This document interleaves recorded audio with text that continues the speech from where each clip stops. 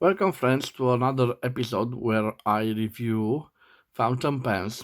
This time I have a quite special fountain pen, and maybe you had the chance to see one of these little beauties. This is a vintage Chinese fountain pen, but not a simple Chinese fountain pen, but a special pen which was made for the export market. I don't know in which particular countries this model was sold, but I definitely know the name of this pen. The name is White Feather 203, and it is quite a nice fountain pen. It has some Chinese characters here on the cap, made in China. It has this slim metallic body which resembles Mont Blanc Noblesse from the 1970s. The end of the cap it has also made in China, and the back barrel it is proportional to the end of the cap. The cap is friction fit. We have a beautiful clip which starts with this interesting plastic part in a shape of an arrowhead. I don't know if it resembles the Parker clip, but it has some elements. Of course, this opening in the middle of the clip it is specific to the Watermans models from the 1970s and 1980s, French made. I repeat, the barrel is metallic. The white feather here, it is not imprinted, but it is painted over this metallic barrel.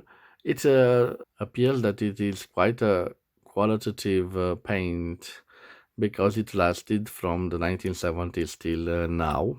I want to show you the best part of this fountain pen, and I want to zoom on it to show you. So this is a pressure fit cap. It reveals this grip section with these patterns, quite useful when you hold it. And look at this wonderful and beautiful nib. It is in a shape of a triangle. It's quite well made. It's still gold plated, but it's not a perfect triangle. You can see at this part here and on the other side is a slightly cut. And the best part is that the feed is also on the top of the nib and on the back of the nib. On the back of the nib it has the same triangular shape, and on the front it is like this. I must admit to you guys that I bought this fountain pen specially for this interesting nib. It is the first time that I see this design. Maybe they copied from the Parker, I don't know, because also Parker had a similar design. But I must tell you that it's quite futuristic. It looks like a rocket ship who is ready to be launched. If we open the barrel, we can see the classic aerometric type Chinese knockoff of the Parker 51. It has this inner sac and again the model name 203 on this lever. I thought to myself that I should fill this Chinese model with a Pelican dark, brilliant dark or brilliant Schwarz 4001 ink.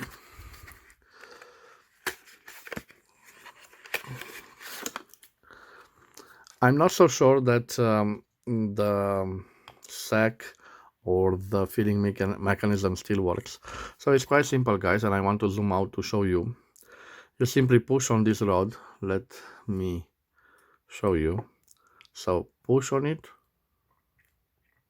You can hear the bubbles. So this means that the ink was drawn.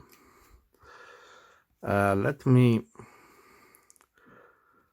carefully clean it with a tissue. I'm quite excited because this is the first time that I'm testing this fountain pen, and I must say that I'm quite intrigued to see how it writes. Before I will write with it, I will leave its dimensions on the screen for you to have an idea of its proportions. Let's see if the cap posts. Yes, it posts, and I think I will leave it posted for this writing sample. So I believe that this is the front of the nib and this is the back of the nib. And I will try to write accordingly to it. So we have, let me give a zoom. We have white, so a white feather. We have a little bit of drop here, ink drop. Let me clean it.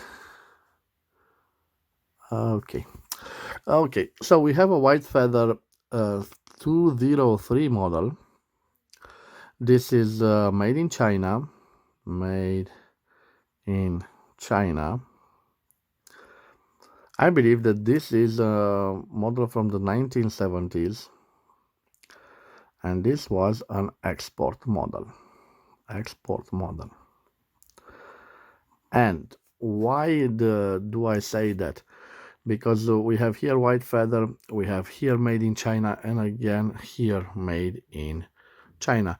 So definitely when you see written on it made in China, especially in Western characters, then you know we have a model which was intended for the export market. The most interesting thing about this model, it's a steel nib, and I believe we had another drop. So maybe this model has a problem with the ink flow. I don't know for sure. Let me see how juicy it is, and I'm expecting a quite juicy ink flow and a juicy nib, and not so juicy, but I could call it a medium flow of ink. Of course, I'm not expecting a flexible model, but why not? Let's test it. So no flex. Let me write with it the quick brown fox jumps over the lazy dog. So it's an interesting look. Another ink drop. So it definitely needs an adjustment of the flow of ink, and another ink drop is forming. Let me see if I can zoom on it for you to make an idea what I'm saying. So when I'm pushing on it, I believe it, look, it gives you a little bit more ink, and it travels through the back of the feed. Okay, so this I had to mention this problem with it, but maybe it it needs to be written reverse. You can see it writes also in reverse. So if you hold it like this, let me zoom for you to see what I mean. So look at my point. If I'm writing with it like this, in this position, all the ink, it remains under the feed. But if I do this, you can see the ink. Yes, you notice this. So maybe I'm not writing with it as I should be writing.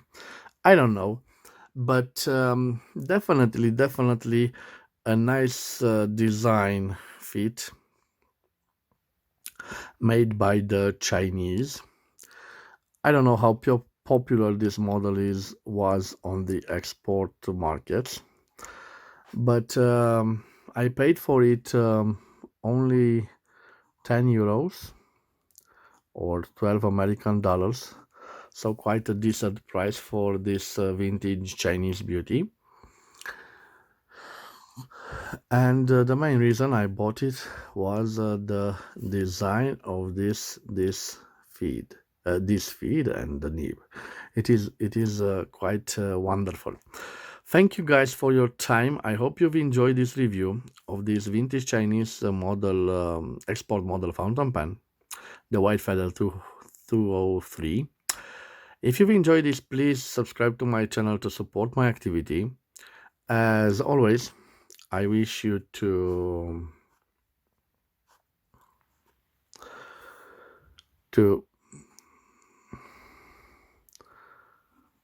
have a nice day. Thank you for your time and bye bye.